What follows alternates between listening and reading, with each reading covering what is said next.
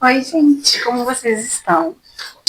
Nós sabemos que cuidar de filho, criar filho, não é uma coisa fácil. E não tem a maneira certa, sabe? Por mais que a gente tenta seguir certas coisas, não existe uma forma certa de você falar assim, nossa, eu sei o que fazer, como fazer. A gente vive cometendo erro o tempo inteiro.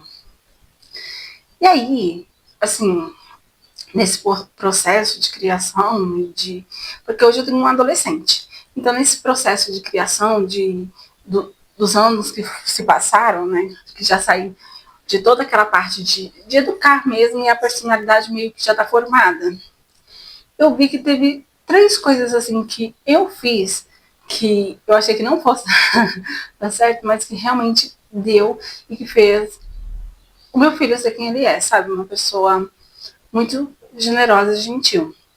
E eu acho engraçado vocês sabem, eu fico vendo muita coisa assim. Gente, eu não sei o que acontece, mas quando eu tô no celular, só aparece a família da Virgínia. Eu não aguento mais. Aliás, é uma coisa pra gente pensar, tá? Quando a gente fica muito em evidência, ou quando, por exemplo, a pessoa te vê muito, ela logo toma raiva.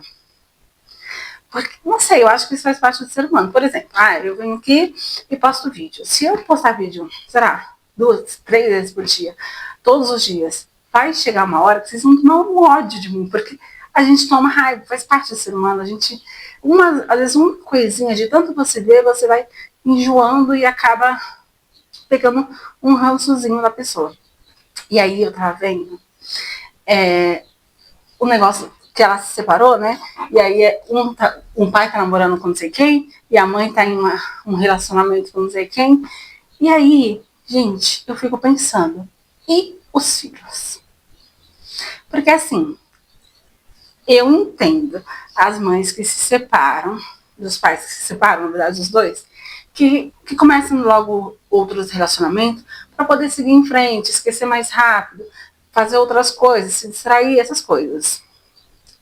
Só que assim, normalmente essa pessoa tem um único filho, ajuda, sim, dos pais, e ela não fica 24 horas por dia longe do filho. Claro que a gente está falando, mas a gente não sabe se realmente é assim. É porque da forma que as notícias são dadas, a entender isso, mas pode ser que seja muito diferente. Porque assim, a responsabilidade, por mais que o pai e a mãe, vou dizer quando eles estavam casados, por mais que os pais estavam presentes, eles não tinham aquela coisa com o filho, tipo, trocar uma fralda, dar um banho, fazer dormir, eu acho que sim, mas dar comida, essas coisinhas que os pais vão fazendo e vai criando um vínculo. É claro que tem todos os pais do mundo praticamente precisam trabalhar. Não tem como a gente ficar 24 horas com nossos filhos. Mas nós devemos, assim, por exemplo, um dia na semana, você passar o dia inteiro com ele, sabe?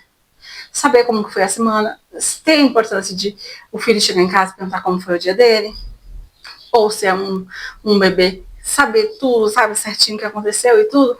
E aí, agora que eles estão se separando, eu fico, gente, essas crianças devem estar muito perdidas. Por quê? Eles não sabem o que é separação, não sabem de nada ainda, são bebês. E aí, o pai tá viajando muito, e a mãe também.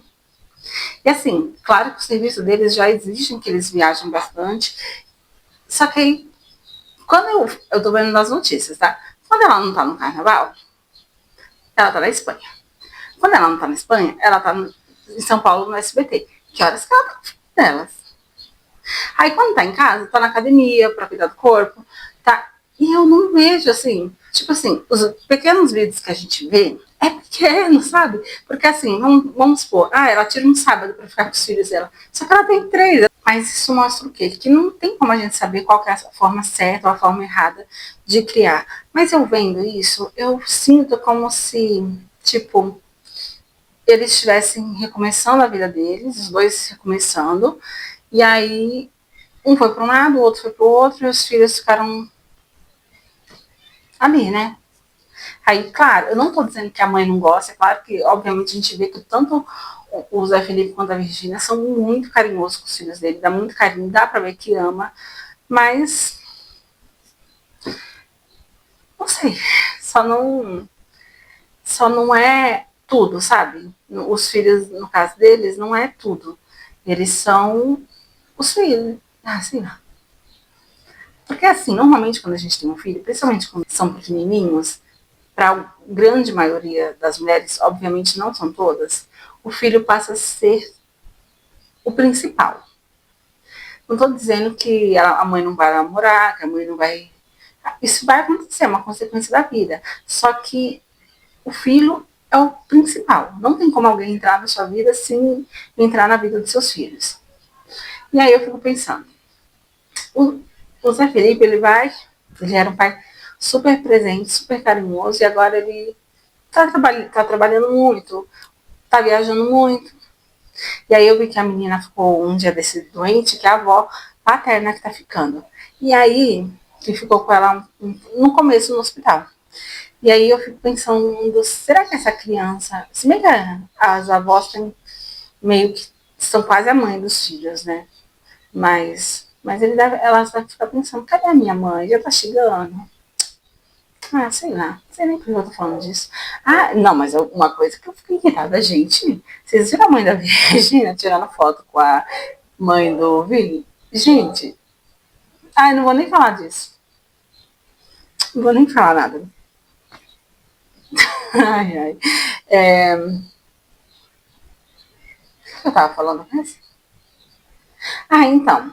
Então, não tem como a gente saber qual é a forma certa, qual é a forma errada de se criar filhos. A gente comete erros toda hora. Eu erro o tempo inteiro. E já errei muito. Hoje eu erro bem menos. E aí, com o tempo, você vai aprendendo, conhecendo o seu filho. E aí você vai mudando bastante. Deixa eu ver aqui. 4? Aí você vai mudando a forma. Mas, de todo jeito, a gente sempre vai cometer erros. E aí, mas tem 3 coisas que eu fiz na educação do meu filho que muita gente dizia que não ia dar certo e que deu muito certo. Que fez ele ser uma pessoa muito boa. Espera aí que eu tô pegando a lista. Já esqueci tudo que eu ia falar. Eu tô mais esquecida do que nunca.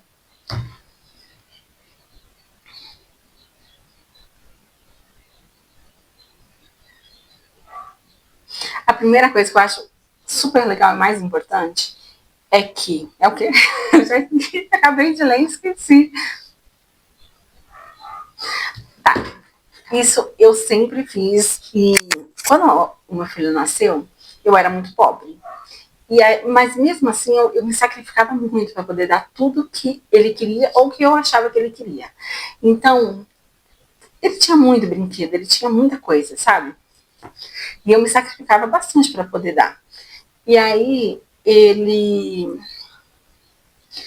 E aí as pessoas, obviamente, ficavam falando, esse menino vai ficar mimado, ele vai querer tudo, o dia que você não puder dar, ele vai querer roubar, ele vai ameaçar de roubar. Porque eu já vi isso acontecendo algumas vezes.